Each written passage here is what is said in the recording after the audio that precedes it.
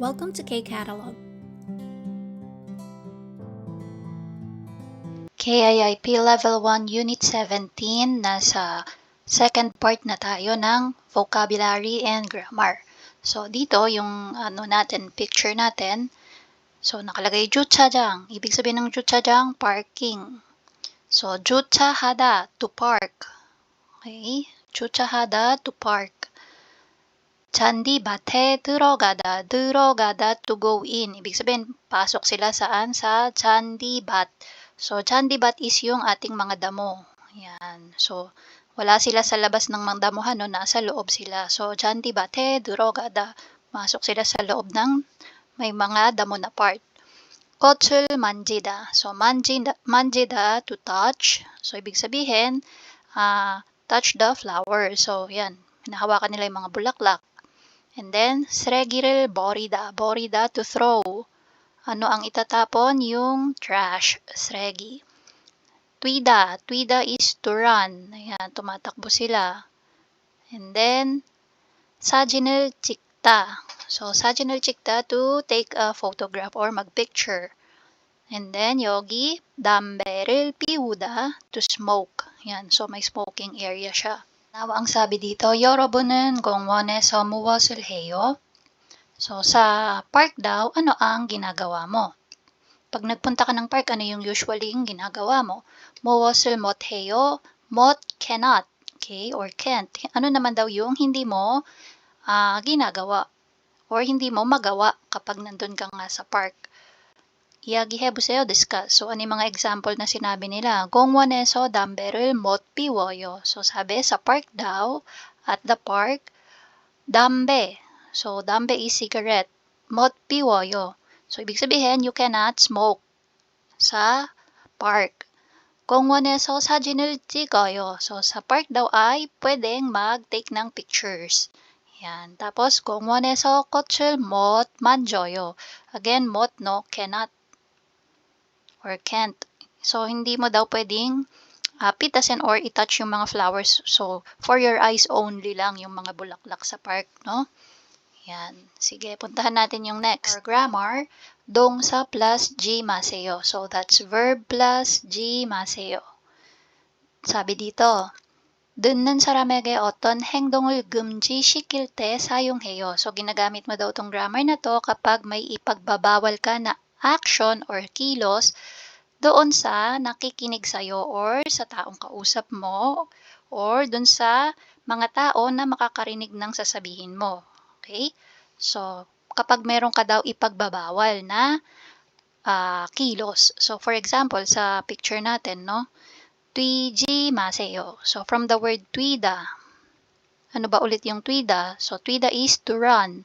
So, drop the and add G 마세요. So, ano na ibig sabihin nun? Huwag pong tumakbo. Okay? Or, ipinagbabawal po ang pagtakbo. Yan. So, G maseyo. So, pag may seyo, ibig sabihin, naka-formal form siya, no?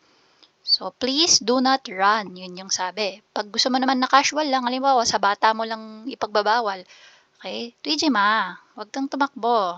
Yan. Pero pag syempre, pag sa mga hindi mo kakilala or mas matataas sa'yo, tuiji maseyo. Huwag po kayong tumakbo. Bawal pang tumakbo. Yan. Next. Nag-uusap si Ga at Sina. Sabi ni Ga, bus 정류장에서 담배를 피우지 마세요. Okay? Pinagbabawal po ang paninigarilyo sa bus station. Sumagot Sina, ay, pasensya na po. 죄송합니다. Okay, ano ulit? Pinagbabawal ang paninigarilyo or bawal po ang manigarilyo or pwede ding huwag pong manigarilyo sa loob ng bus station. Okay, next. 공연장 안에서 사진을 찍지 마세요. So, sabi niya, 찍지 마. Bawal po ang pag-take ng picture or please do not take pictures inside the concert hall. 공연장, concert hall. So, dyan nagaganap yung pag may mga play, concert, or other events na may pinapanood ka. So, bawal daw mag-picture. 찍지 마세요. Please don't take pictures. So, again, kapag may bawal. Do not. Please don't. Ayan. Or do not. So, madali lang yung rule niya.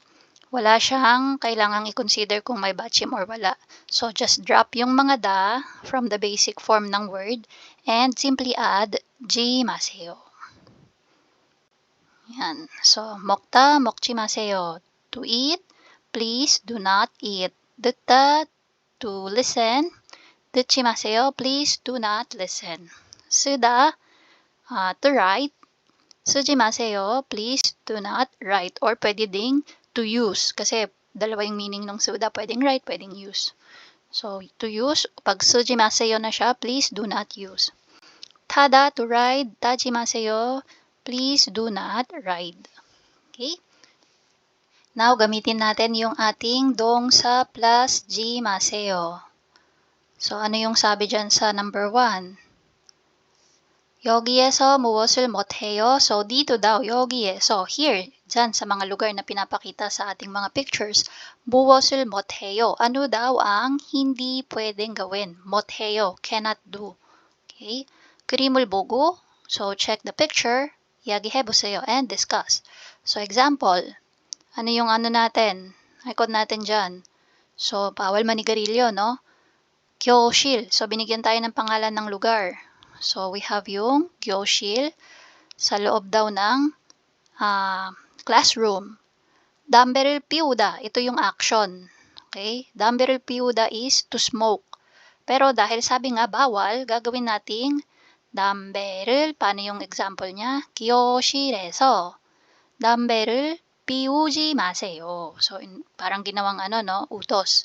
So, bawal po ang manigarilyo sa loob ng classroom or sa classroom. So, ano yung ginawa niya? Doon sa pangalan ng lugar, so dito, dinagdagan niya ng eso. So, yung pangalan ng lugar natin, noun, 명사 plus eso. Tapos, dito sa verb natin, ano yung ginawa? So, 담배를 피우다. So, ito yung pinaka-verb natin, no? Drop si da and simply add 지 마세요. Okay, so try natin number 1. So, yung lugar natin, bus 정류장. Ano daw yung gagawin na action? 주차하다. Okay, to park. Pero sabi, bawal mag-park. Kaya, bus 정류장. Tapos, ano yung gagawin natin? Lalagyan natin ng eso yung pangalan ng lugar. Bus 정류장에서. And then, yung action natin, gagawin natin bawal. 주차하다 magiging 주차 then, 지 마세요. Yan. So, number 1. Number 2.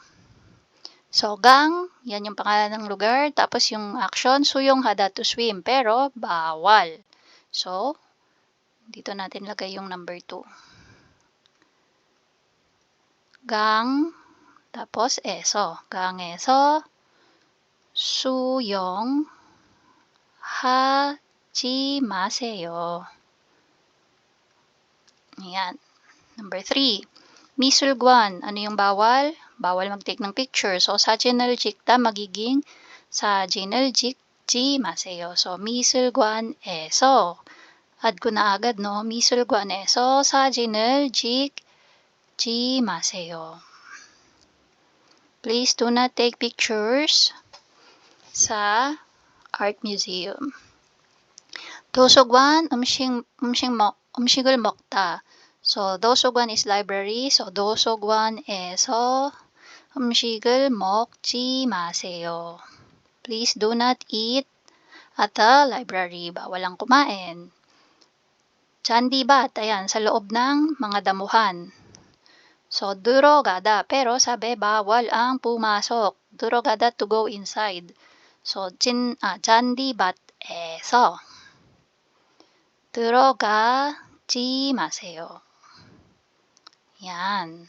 Okay, so madali lang siya, no? Sabi sa number 2, 교실에서 선생님이 무슨 말을 해요? So, dun daw sa classroom, ano ang sinabi daw ni teacher? So, discuss. Sabi ni Jason, 수업에 늦지 마세요. Yun daw yung sabi ng teacher. Ano daw? 수업에 늦지 마세요. So, 늦다. To be late. Ayan. So, bawal daw ang malate. 늦지 마세요. Please do not be late in our class. Sabi. Next, 시험 시간에 말하지 마세요. So, sabi daw ni teacher, kapag oras daw ng exam, 시험 시간에 말하다, to talk, or magkwentuhan, magsalita, pero naka-G maseyo. So, bawal ang magkwentuhan or magsalita kapag exam. Ayan. So, yan yung number 2. Ano pa kaya yung pwedeng sabihin ni teacher kapag nasa loob ka ng klase? Pwede nating sabihin, 수업 시간에. So, kapag oras ng klase, 자지 마세요. Ayan. Ano yung ja? To sleep. Jada. So, di ba? May mga natutulog. Kung inaantok, umuwi sa bahay, matulog. So, sabi niya, 수업 시간에 자지 마세요. So, pwedeng ganun din yung sabi ni teacher, di ba? O kaya, 교실 안에서 뛰지 마세요. Yan, wag tumakbo sa loob ng classroom. Okay? And that's it. If you find this video helpful, please hit the like, share, and subscribe button.